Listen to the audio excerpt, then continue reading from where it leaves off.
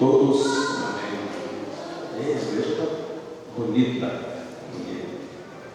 Muito bom ver gente que há muito tempo a gente não via. Queremos agradecer a todos aqueles que estão nos visitando, uma alegria muito grande poder estar aqui e estreando aqui, né, este local que Deus permitiu, nos deu para nós nos reunirmos. Estamos ainda com alguns ajustes, vocês perceberam, né, nós não tivemos aqui a projeção, estamos aí ajustando, e se Deus quiser, no próximo vídeo já vai ficar melhor, e assim sucessivamente. Posso ouvir um amém? Amém. Opa! Vai ser uma igreja renovada, louvado seja Deus. Ok, vamos ter uma palavra de oração, pedindo para Deus, esse Deus que é bondoso, que é gracioso, mais uma vez nos visite e fale conosco através da exposição da tua palavra. Senhor, nós bendizemos o teu nome. Obrigado, meu Deus, o Senhor é bom, misericordioso, e a sua bondade ela dura para sempre. Obrigado porque o Senhor, mais uma vez, Senhor, permite nós nos reunirmos aqui neste local para adorar o teu nome. Obrigado por este local que o Senhor reservou para nós. E obrigado por esse encontro que o Senhor marcou, meu Pai, conosco. Nós vamos abrir a tua palavra, essa palavra que é viva, essa palavra que é eficaz, essa palavra que tem o poder para esquadrinhar, meu Pai, o nosso ser. E, ó Deus, mas sem a tua ajuda, sem a intervenção do Espírito Santo, Deus que inspirou esta palavra, Senhor, será vã a nossa presença aqui nessa noite. Por isso queremos confessar a nossa total e plena dependência do Senhor e rogar para o Senhor mais uma vez luz de bondade, luz de graça, que nos abençoe, Senhor, venha falar conosco, venha nos consolar, venha nos edificar, nos exortar pelo Pai bondoso e amoroso do Senhor. Colocamos essa reunião na tua presença, especialmente esse momento quando vamos abrir a tua santa e poderosa palavra. Bendito seja o Pai, bendito seja o Filho, bendito seja o Deus Espírito Santo, em nome de Jesus. Aleluia, amém, amém. Atos 9:31.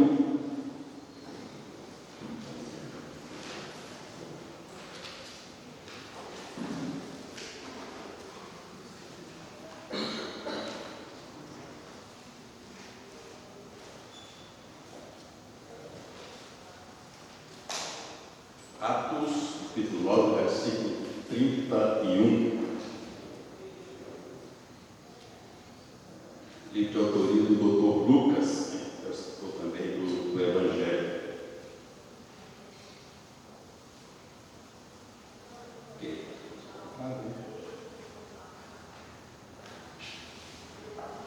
Atos 9:31 diz o seguinte: a igreja, na verdade, tinha paz por toda a Judéia, Galiléia e Samaria, edificando-se e caminhando no temor do Senhor e no conforto do Espírito Santo, crescia em número.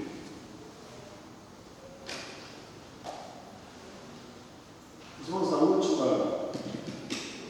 última segunda-feira, no encontro semanal que nós temos da equipe Esperança, nós conversamos a respeito desse texto, nós tivemos ali uma reflexão em torno desse texto que eu acabei de ler, e eu confesso que essa conversa ela gerou em mim uma certa crise, quando eu comparei a postura, o exemplo da igreja citado por Lucas com a igreja atual. Meus irmãos, quando eu contemplo a igreja contemporânea, eu vejo quanto estamos distantes da paz. Lamentavelmente, infelizmente, nós vivemos uma igreja fragmentada, dividida, que na maioria das vezes decide privilegiar as diferenças e aquelas coisas que nos afastam uns dos outros, e assim nos tornamos, infelizmente, pessoas doentes espiritualmente falando. Neste e em outros textos do livro de Atos, Lucas relata que essa igreja nascente era uma comunidade que tinha saúde espiritual, e como consequência, diz o texto, que essa igreja ela gozava de paz, era uma igreja que vivia em paz. Então, meus irmãos, nesse texto, tomando esse texto como base, nós vamos ver os elementos que indicam então a saúde espiritual pela qual essa igreja ela passava. Logo de início, eu quero ressaltar que tais elementos distinguem o verdadeiro agir do Espírito Santo na igreja de todas as tentativas meramente humanas de forjar uma aparente saúde espiritual na mesma. Ou seja, não são os nossos talentos, não são os nossos dons, não são as nossas programações, não é o marketing ou qualquer outra coisa qualquer que nós façamos, meus irmãos, que falam da igreja, uma comunidade saudável, uma comunidade de paz.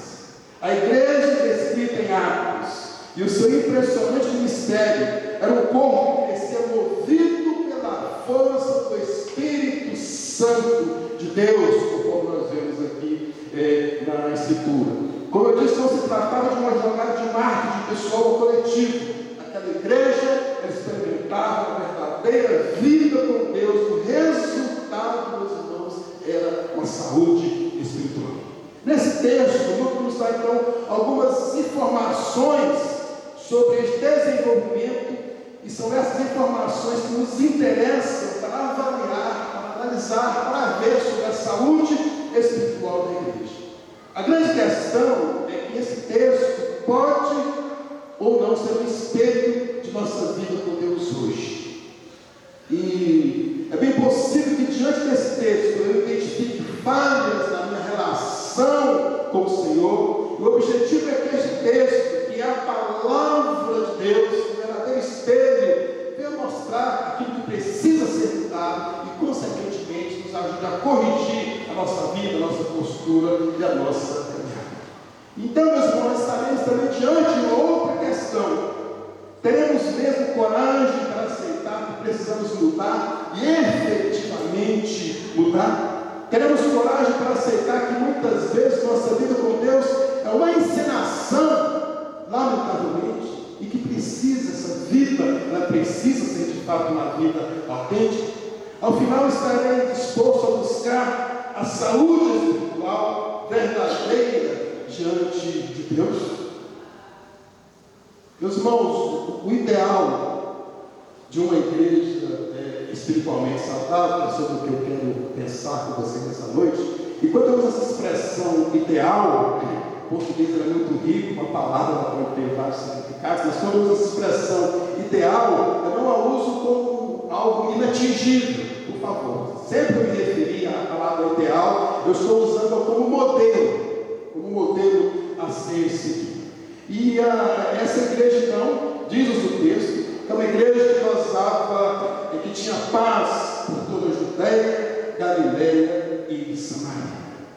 E falando então do ideal de uma igreja espiritualmente saudável, a primeira coisa que eu observo aqui nesse texto, a primeira característica que eu observo aqui de uma igreja espiritualmente saudável, segundo o texto bíblico, essa igreja é uma igreja que procura a paz. A igreja, na verdade, tinha paz por toda a Judéia, Galileia e Samaria, é o que nos diz aqui o texto bíblico. A igreja, ao usar o termo aqui, o termo grego é eclesia. Então o Lucas, quando ele usa esse termo, ele faz no singular. Interessante que ele faz no singular, mesmo tratando de igrejas de regiões diferentes. Por quê? Porque Lucas, na verdade, está destacando aqui o corpo de Cristo. Ele não está falando de uma igreja em um determinado local, mas do corpo de Cristo. É verdade que há lugares que se refere a uma igreja local. Por exemplo, lá em Atos 11:22, ele fala a igreja que estava em Jerusalém. Mas neste verso, a igreja é o todo, ou seja, a paz é o discípulo de todos. Então ele diz a igreja, ele continua, a igreja na verdade, ou seja, uma expressão de conclusão, poderia ser, portanto, uma expressão de conclusão. Isso, meus irmãos, aponta para uma constatação clara de Lucas sobre a realidade da igreja. Veja bem, não se trata de uma mera mas de uma aferição da verdade. Não era um desejo de Lucas, mas era uma realidade. A igreja, de fato, ela vivia em paz. Então a igreja, na verdade, tinha paz.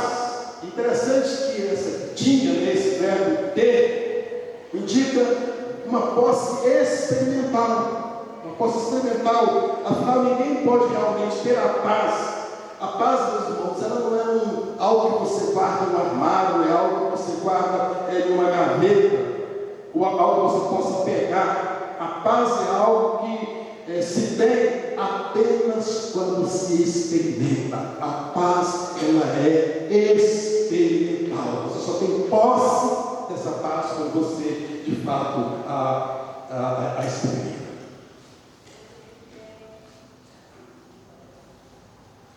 A palavra grega para paz é eirene. Interessante que uma das traduções, um dos sentidos dessa palavra, sabe qual que é? Paz, isenção de ódio. Interessante, né? A igreja não tinha paz, ela é isenta de ódio. Na verdade, meus irmãos, paz é um conceito bíblico de harmonia, né? É o famoso shalom de Deus. Este conceito perpassa por toda a Escritura como alvo da plenitude da vida com Deus. Nós vemos, por exemplo, lá no Salmo 122, orai pela paz de Jerusalém, sejam próximos os que te amam, reine paz dentro de teus muros e prosperidade nos teus palácios.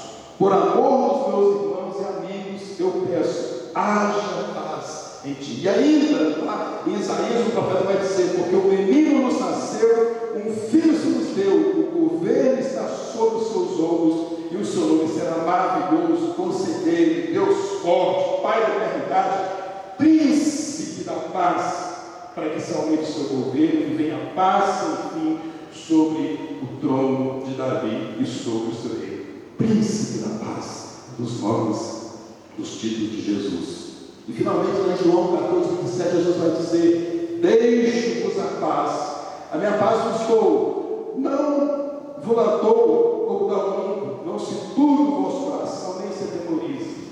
Deixe-vos a paz, a minha paz eu vos dou. Lamentavelmente, infelizmente, nem sempre os crentes vivem em paz, nem sempre a igreja vive em paz. Algumas vezes nós decidimos privilegiar diferenças, conforme eu já disse, aquelas coisas que nos afastam uns dos outros e nos tornamos doentes espiritualmente. Então, a igreja, meus irmãos, infelizmente, na década de 60, por exemplo, houve um rompimento na igreja, né? Por causa dos dons espirituais, surgem também muitas comunidades renovadas. É interessante que os dons que é para edificação, para crescimento, por causa de uma imaturidade do povo de Deus, é um motivo de racha da igreja. Lamentavelmente, de 2018 para cá, estamos passando por rachas terríveis na igreja, na família, entre os amigos. Por quê? Por uma questão política, por uma questão ideológica. As pessoas se esquecem, meus irmãos, de algo bem mais precioso do que ideologia, algo bem mais precioso do que as politicagem, que são as amizades, os laços familiares e o reino de Deus. O reino de Deus é bem mais importante do que todas essas coisas. Então tem gente que se esquece que o reino ele é bem mais importante. Com isso, então, a igreja tem passado momentos difíceis, infelizmente, momentos que não são de paz, mas momentos de divisões, de dificuldades, de lutas e de rachas. Nem sempre, infelizmente, nem sempre nós temos olhos para perceber que nos falta saúde espiritual. Isso, meus irmãos, não é o pior. O pior é que muitas vezes sabemos que não temos saúde espiritual, mas preferimos viver como se nada estivesse errado, como se tudo estivesse tranquilo, estivesse normal, estivéssemos agradando a Deus. Precisamos olhar para essas palavras de Lucas sobre a igreja e repensar o nosso ideal de igreja. Mas há também, meus irmãos, uma segunda característica que eu percebo de uma igreja espiritualmente saudável, porque uma igreja espiritualmente saudável procura ter um ideal de edificação edificação na comunhão, conforme diz o texto bíblico, edificando-se na comunhão, no temor do Senhor. As palavras gregas, como sempre, elas podem nos ajudar muito para compreender, principalmente essa frase. Lucas aqui usa a combinação desses dois verbos, edificando e caminhando, para não dizer o que ele entendeu sobre o que havia acontecido nos dias da igreja primitiva. A ideia aqui, meus irmãos, a expressão aqui, era como se fosse a edificação de uma casa. É uma expressão assim diferente, né? Olha o condomínio, que seja edifício, que é o texto grego. Então Lucas nos diz o quê? Que esses irmãos estavam empenhados em construir uma paz. Eles estavam empenhados, né? Em outras palavras, Lucas está relatando que a igreja que foi alimentada na doutrina dos apóstolos e perseverada nas orações, estava construindo, olha que coisa linda, construindo uma comunidade de comunhão, como se constrói uma casa. E vale ressaltar que naquela época não se construía uma casa da noite por dia, não se construía uma casa tão rápida como nós construímos hoje. Então havia tempo, fases. E do mesmo modo, essa construção dessa comunhão é um processo, ele é lento, ele não é da noite para o dia, mas é como se estivesse edificando. Ela era construída, não é algo instantâneo, mas ela é conquistada, ela é construída como a construção de uma casa. Temos a expressão edificando e caminhando, né? Edificando e caminhando. Tem mais um aqui.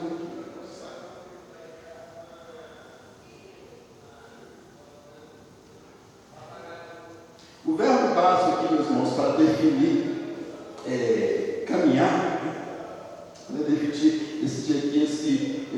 esse caminhar, é uma coisa interessante. Enquanto a igreja caminhava, enquanto ela caminhava aqui na sua missão básica de ir ao mundo, né, é algo interessante que ia acontecendo.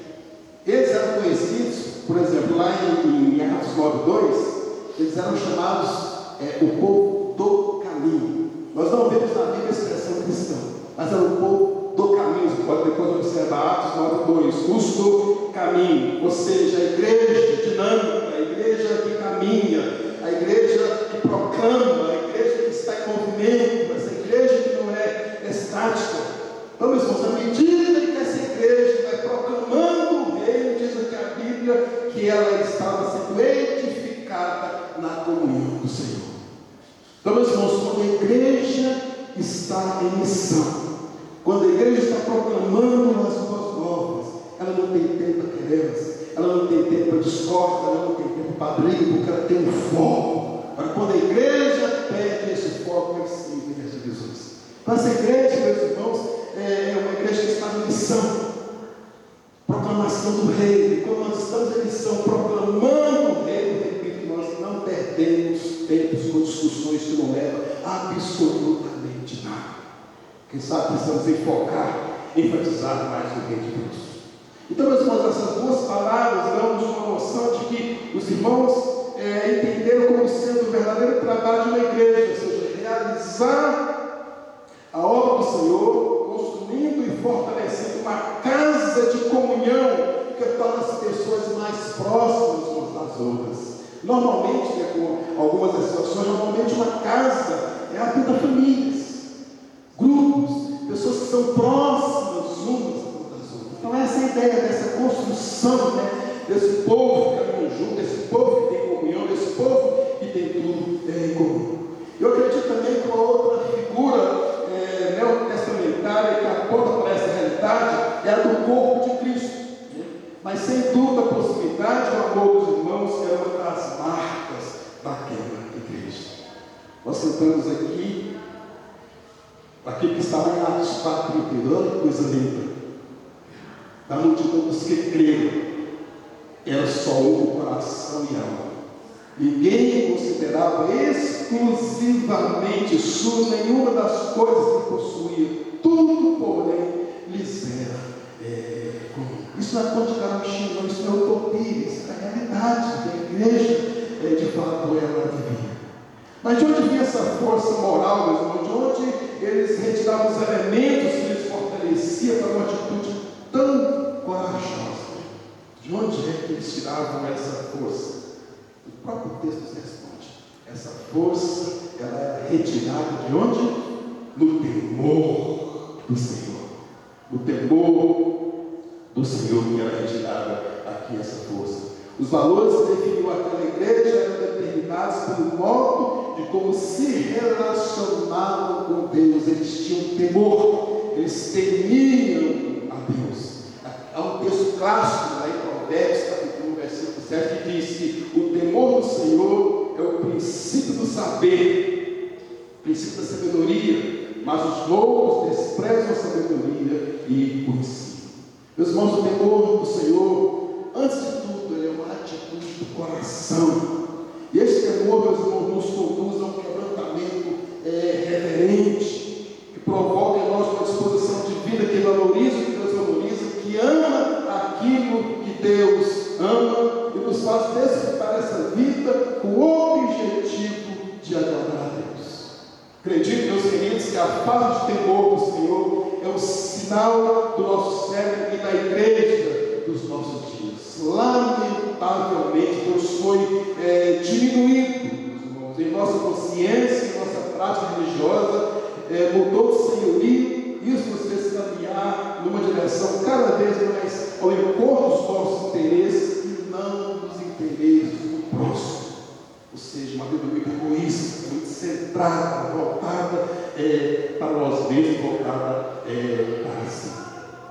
O ideal de edificar a igreja e o espírito de comunhão depende diretamente do nosso temor do Senhor. Somente quando há temor do Senhor é que de fato há essa edificação.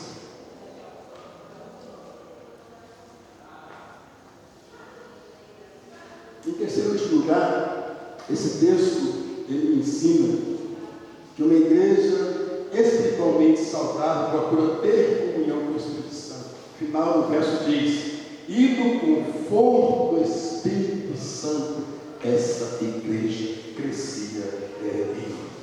Interessante que o livro de Atos ele tem uma agenda que visa mostrar o modo como a palavra de Deus lá, anunciada lá no capítulo 1, versículo 8, haveria de se cumprir por meio do ministério da igreja dos apóstolos. Lá em Atos 8 diz: mas vocês receberão poder ao descer sobre vós o Espírito Santo e sereis minha testemunha na Judeia, Galileia, Samaria e até os confins da terra. Então a gente vê o cumprimento dessa agenda aqui de Deus, aqui no livro de Atos.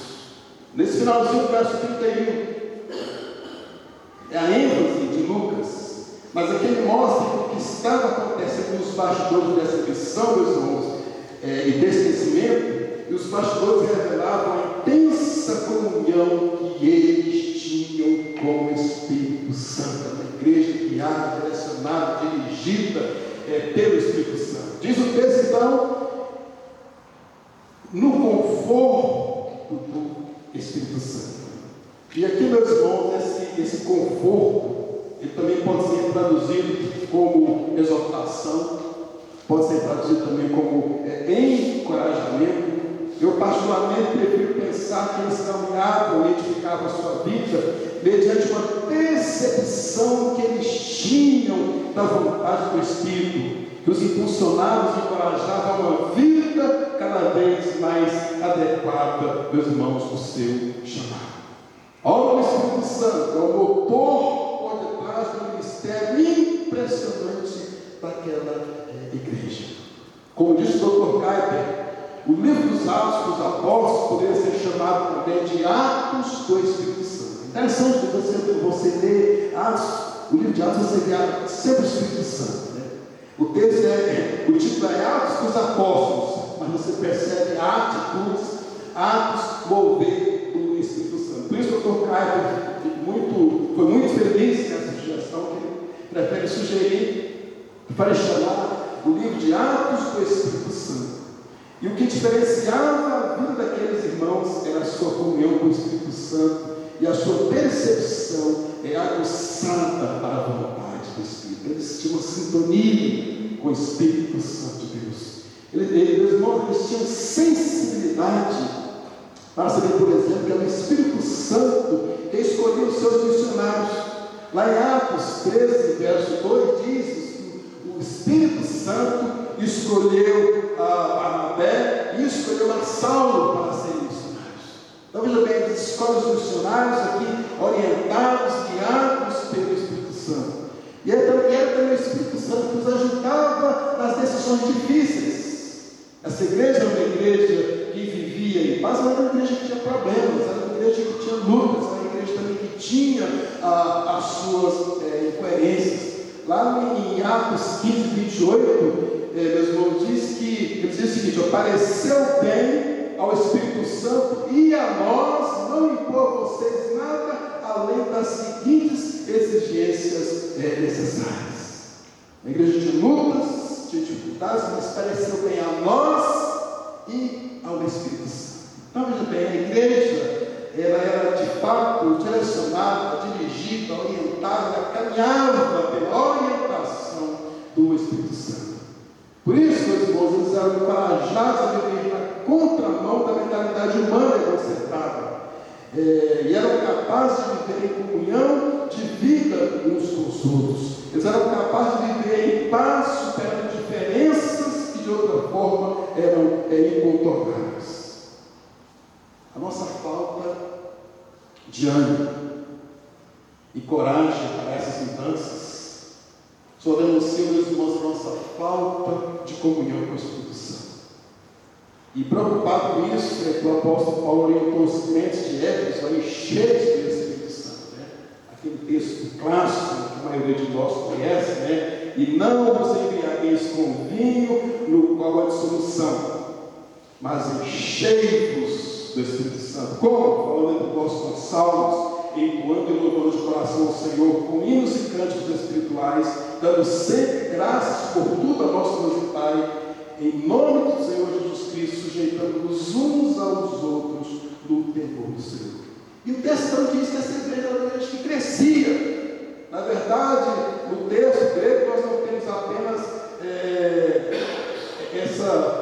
a tradução, vamos dizer, uma tradução dessa palavra crescia, também o outro significado seria a ideia de se completar. Crescia, se completava. Nós não temos diretamente a ideia do número exato de pessoas que estavam presentes. A Bíblia, nesse texto aqui, ela não fornece os números, a quantidade de pessoas, mas me parece que a ideia de Lucas era muito mais em mostrar o valor conceitual de que a igreja chegava ao ponto ideal da estatura de Deus para os seus filhos. Essa eu presumo que é a ideia de Lucas. Lucas usou a mesma palavra, meus irmãos, grego aqui, para falar do crescimento da palavra. Ele usa essa palavra em Atos 6 e 12 para falar do crescimento da palavra de Deus. Então, quando eu olho esse texto, quando eu vejo a dependência que essa igreja tinha do Espírito Santo, Deus que habita em nós, Deus que habita na igreja, eu chego à conclusão, meus queridos, que precisamos aprender a depender mais do Espírito Santo, entender melhor sua vontade para as nossas vidas. Mas, meus irmãos, precisamos urgentemente começar a tomar as decisões que sejam de acordo com uma verdadeira vida do Espírito Santo e não nos deixar influenciar por outras autoridades. Infelizmente, algumas vezes nos deixamos mover por outros interesses e por interesse de outros para não andarmos segundo o Espírito Santo. Então, meus irmãos, nós precisamos urgentemente fugir deste tipo de vida que nos impede de crescer na direção certa, nos ideais que Deus estabeleceu para nós. E o ideal mais elevado para uma igreja é o cumprimento da sua missão como resultado da comunhão com o Espírito Santo.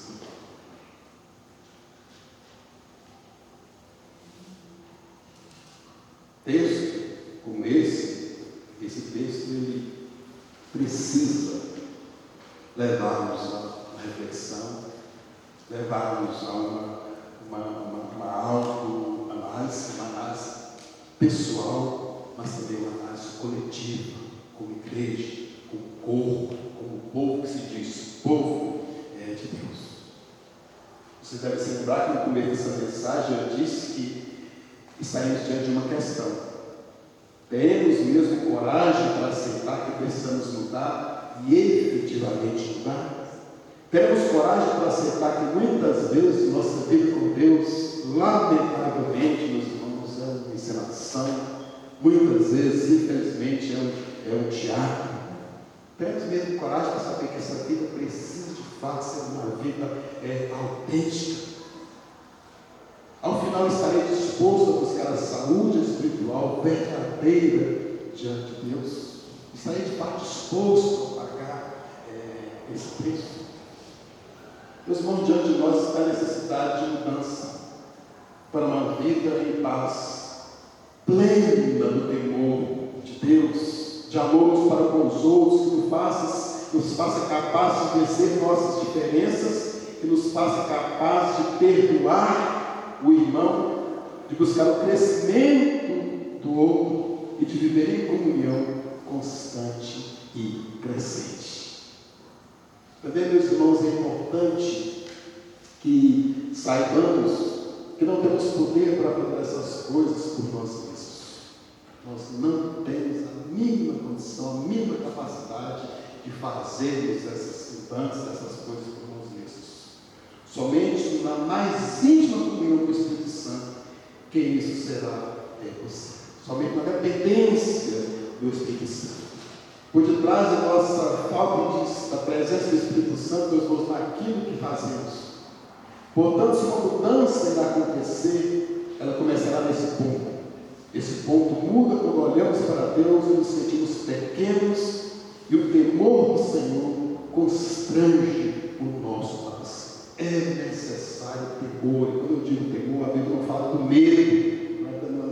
Não é medo, é reverência, o temor que é movido, motivado acima de tudo pelo amor, pela gratidão, pelo reconhecimento de que Deus nos amou primeiro, por isso nós somos capazes de amar. Não é medo. É medo, Deus vai me pegar, não é por aí. Não é essa ideia, Deus é que nós seguimos, não é esse, nós seguimos policiando. A ideia não é essa, mas o temor baseado no amor, no quebrantamento, meus irmãos. Não se trata, meus queridos, minha pretensão aqui não é fazer nenhum juízo sobre os irmãos ou sobre nós mesmos. Mas se trata de nós olharmos para a palavra e ver a nossa igreja no seu espelho. E nós não podemos negar que nós precisamos mudar. Na verdade, a palavra que é este espelho, na verdade, a palavra que mostra aquilo que precisa mudar, aquilo que precisa ser transformado. Ainda não somos uma igreja que busca no crescimento mútuo o modo de vida que marca quem nós somos.